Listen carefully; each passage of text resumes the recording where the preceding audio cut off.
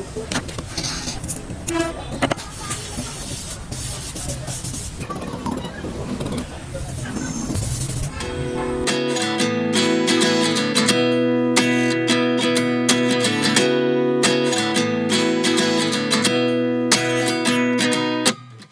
29 and I find myself wondering, what did happen to the last 10? I ran away with my life, fast forward, never turn back again.